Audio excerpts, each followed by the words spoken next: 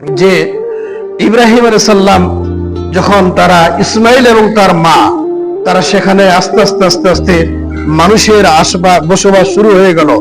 কাবা নতুন করে আল্লাহ অর্ডার করলেন, ইব্রাহিম ইসমাইল বাপ বেটা মিলে কাবা পুনর্নির্মাণ করলেন, সংস্কার করলেন।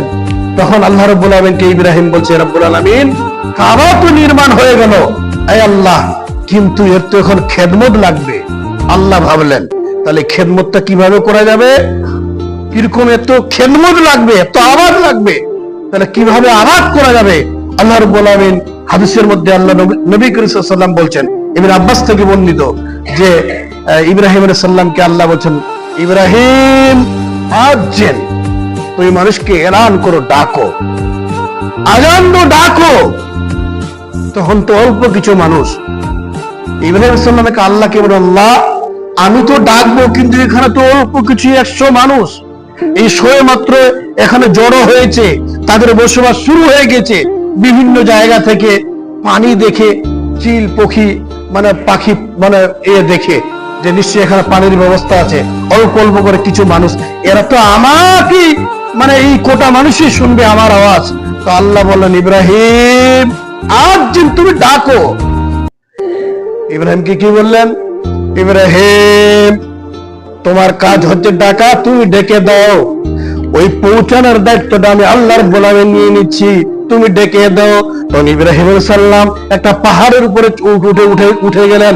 উঠে যাওয়ার পরে তিনি জোর করে ডেকে বলছেন, ও আমার কাবার অধিবাসীরা রে, এ আমার কাবার লোকেরা, তোমরা শুনে নাও যে এখানে তোমরা বসবাস করছো, আমি তোমাদের ডেকে বলছি, কাবা পুনর্নির্মাণ হয়েছে, সংস্কার হয়েছে।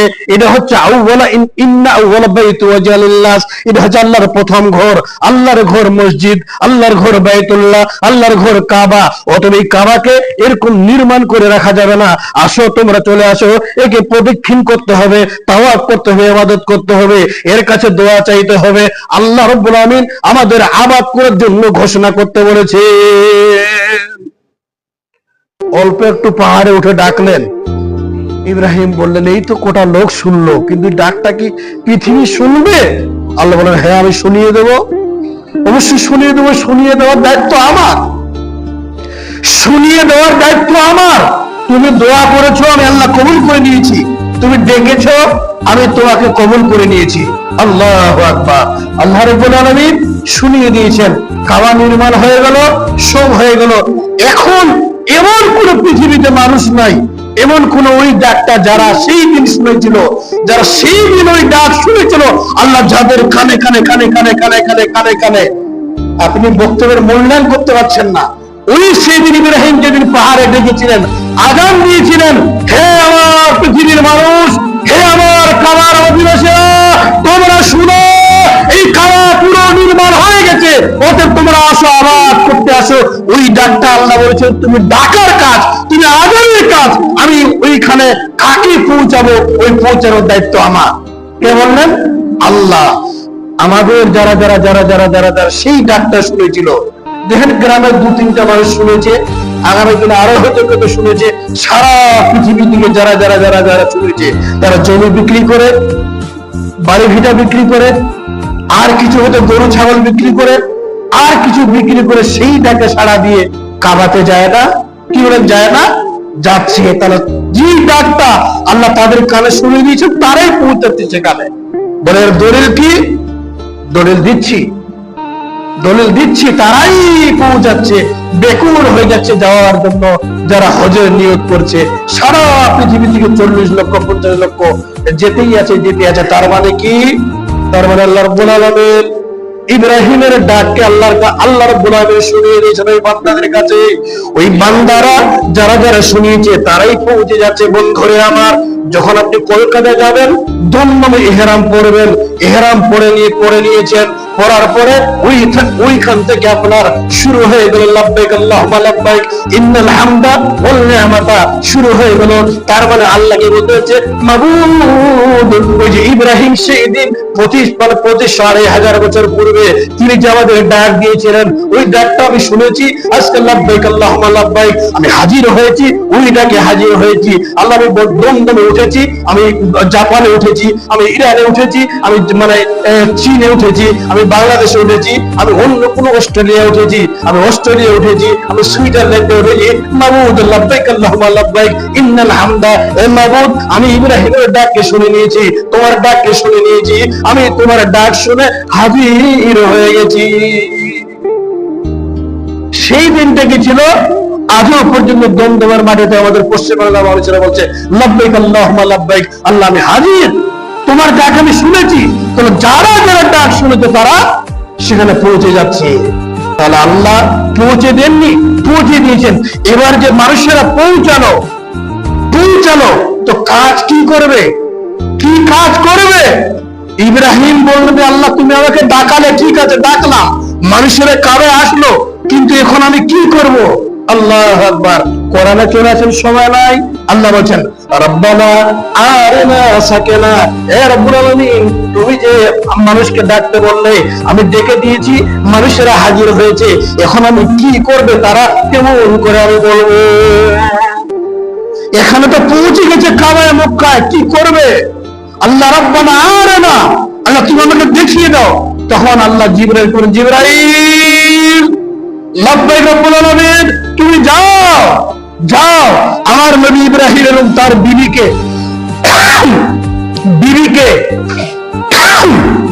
বিবিকে নাও, ওদের তোমার পিছনে পিছনে পিছনে পিছনে কাবা কিভাবে কি করবে পৃথিবীর মানুষেরা এসে তুমি দেখিয়ে দাও। জিবরাইল আগে আগে তাওয়াফ করছে, পিছনে ইব্রাহিম তার বিবি তাওয়াফ হয়ে গেল।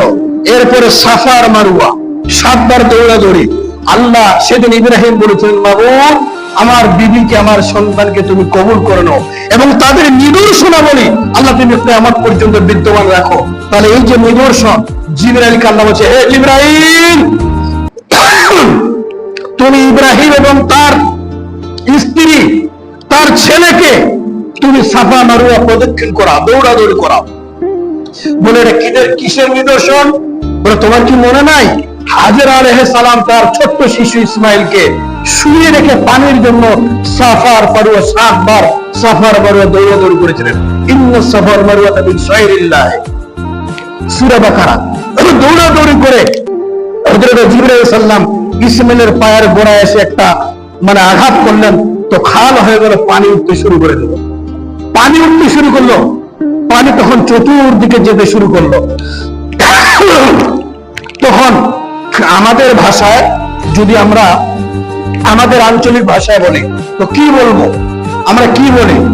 থাম থাম থাম, থেমে যা থেমে যা। হাজর আলাইহিস সালাম আরবিতে বলেছিলেন, কি বলেছিলেন জানেন? যখন তার ছেলের পায়ের গোড়া থেকে পানিগুলো এলোমেলো হয়, চারিদিকে ছুটে ছুটে চলছিল, তখন হাজেরা ছেলের দিকে তাকাচ্ছে, পানি পান করার পরে বলছে পানিটাকে আমাকে জমা রাখতে হবে। তখন বলছে জাম, বালির কোনা নিচ্ছে, পাথর গুলো নিচ্ছে, ধুলাবালি নিচ্ছে, আর বলছে জাম জাম, হে পানি তুমি থেমে যাও, হে পানি তুমি থেমে যাও। আর আমাদের ভাষা হলো থাম থাম থাম, মানে তুমি থেমে যাও থেমে যাও। আর হাজর আলাইহিস সালাম তিনি আরবি ভাষায় বলেছিলেন জাম, হে পানি তুমি জমে যাও, হে পানি তুমি থেমে যাও, হে পানি তুমি থেমে যাও। তার মানে তুমি থেমে যাও, আর কোথাও যেও না, আমি তো পান করব, আমার ছেলে পান করবে, তথা এখানে যতগুলো বসতি আসবে, মানুষ জীবন আসবে, মাবুদ তুমি এটাকে চিরস্মরণীয় বরণীয় করে সারা পৃথিবীর মধ্যে কিয়ামত পর্যন্ত তুমি এই নিদর্শনগুলোকে বিদ্যমান রেখে দিও। দোয়া কবুল করে নিয়েছেন। তো জিবরাইল আলাইহিস সালাম যত হজের আরকাম আহকাম সব নিদর্শন সব নিয়ম নীতি শিখিয়ে দিলেন। রব্বানা আরিনা, ইব্রাহিম আলাইহিস সালাম দিলে দোয়া করেছিলেন, সব শিখিয়ে দিলেন, দোয়া কবুল হয়ে গেল। আজও পর্যন্ত পৃথিবীর মানুষ সেখানে যাচ্ছে, হয়ে যাচ্ছে।